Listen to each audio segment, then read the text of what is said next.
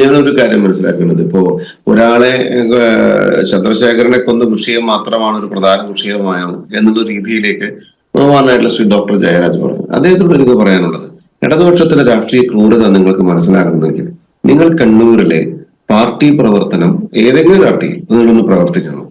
കണ്ണൂരിലെ ജനങ്ങളുമായി നിങ്ങൾ സംവദിക്കണം. അത് ഇടതുപക്ഷത്തിന്റെ ആയിക്കോട്ടെ, വലതുപക്ഷത്തിന്റെ ആയിക്കോട്ടെ, സംഘപരിവാറിന്റെ ആയിക്കോട്ടെ, ഏതെങ്കിലും ആ പ്രവർത്തനം ഉള്ളിൻ്റെ ഉള്ളിലേക്ക് പോയിട്ട് അവിടുത്തെ സൊസൈറ്റിയിൽ നിങ്ങൾ ചെല്ലുകയാണെങ്കിൽ, ആ സമൂഹത്തിലെ ആളുകളുമായി നിങ്ങൾ സംസാരിക്കുകയാണെങ്കിൽ, നേരത്തെ പറഞ്ഞ ഷജാൻ അദ്ദേഹത്തിന്റെ ആ വാക്കുകളോട് കൃത്യമായി പറയുന്നു. ഒരു കൊലപാതകത്തെ കുറിച്ച് കേട്ടാൽ ശ്രീ ജയരാജൻ ഞെട്ടിപ്പോകും. ഓടിച്ചിട്ടേ ഈ വാർക്കേന്റെ മുളയുണ്ടല്ലോ, ഈ ഓടിച്ചിട്ട് അടിച്ച് അദ്ദേഹത്തെ ഒതുക്കാൻ സാധിക്കുന്നില്ല എന്ന് കണ്ടു മുളയെടുത്തുകൊണ്ട് ചങ്കിൽ കുത്തിയിട്ട് അങ്ങോട്ട് അടുത്താൽ ഇവർക്ക് ഭയമാണ്. സ്വാഭാവികമായിട്ട് മിനിറ്റുകളോളം മുള കൊണ്ട് കുത്തിപ്പിടിച്ച് കൊല ചെയ്ത സ്വഭാവമുണ്ട് ഇടതുപക്ഷത്തിന്. ജയരാജന് അത് അറിയില്ല, നിങ്ങൾക്ക് അറിയാത്തത് കൊണ്ടാണ്. നിങ്ങൾ അത് അന്വേഷിക്കുന്ന സമയത്ത് നിങ്ങൾക്ക് അതിന്റെ പ്രയാസം മനസ്സിലാകും. നോക്കൂ, ജയകൃഷ്ണൻ മാഷ് കൊല ചെയ്ത രീതി പ്രദീപ് ജി ഈ കേരളത്ത് നിങ്ങൾ കണ്ടിട്ടുണ്ടോ?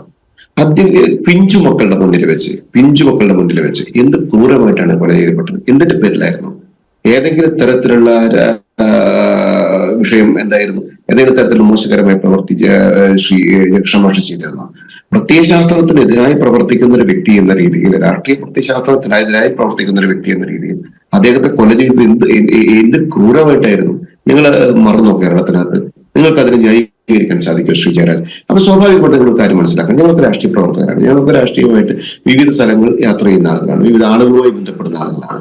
ഇടതുപക്ഷത്തിന് കണ്ണൂരിനകത്ത് നടത്തിയിട്ടുള്ള കൊലപാതകങ്ങൾ നിങ്ങൾ പരിശോധിച്ചു കഴിഞ്ഞാൽ എന്റെ പുലിയുടെ നാടൻ ഭാഷയിൽ പറഞ്ഞ പെട്ടെന്നുള്ള സൈക്കില്ല. വളരെ കാര്യം മനസ്സിലാക്കുക, കൃത്യമായിട്ട് ഇതിന്റെ യാഥാർത്ഥ്യം മനസ്സിലാക്കണം. അതേപോലെ തന്നെ ഇവിടെ ക്രൂരത എന്ന് പറയപ്പെടുന്നത്, അത് ചെയ്യാൻ ഒരു ടീമിനെ പരിശീലിപ്പിക്കുന്നതിൽ, അത് ചെയ്യാൻ തയ്യാറാകുന്നതിൽ, അത് ചെയ്താൽ അതിനെ ന്യായീകരിക്കുന്നതിൽ. ഇപ്പൊ നോക്കൂ, ഇപ്പൊ ഈ കാസർകോട്ട് നിന്ന് തിരുവനന്തപുരം വരെ ആ ബസ്സിൽ പോയില്ലേ, ആർക്കും വേണ്ടാത്തൊരു യാത്ര നടത്തിയില്ലേ അവർ? എന്താ അതിന്റെ പേര്? കേരള യാത്ര. ആ യാത്രയില്ലേ എന്താണ്?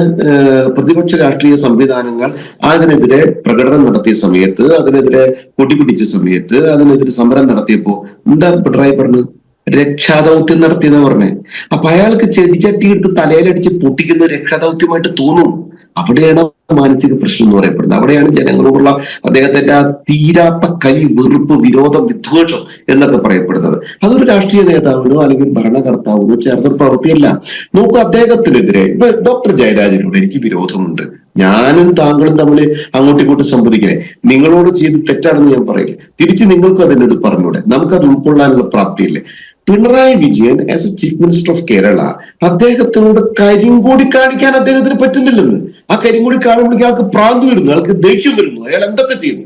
ഒരു മൈക്ക് നമ്മൾ ഉണ്ടാക്കുന്നതാണോ ഡോക്ടർ ജയരാജൻ? മൈക്ക് നമ്മൾ പ്രസംഗിക്കുന്ന എത്രയോ സ്ഥലത്ത് മൈക്കുകൾ കംപ്ലൈന്റ് ആയിട്ടുണ്ട്, അല്ലെങ്കിൽ സ്വിച്ച് ഓഫ് ആയി പോയിട്ടുണ്ട്.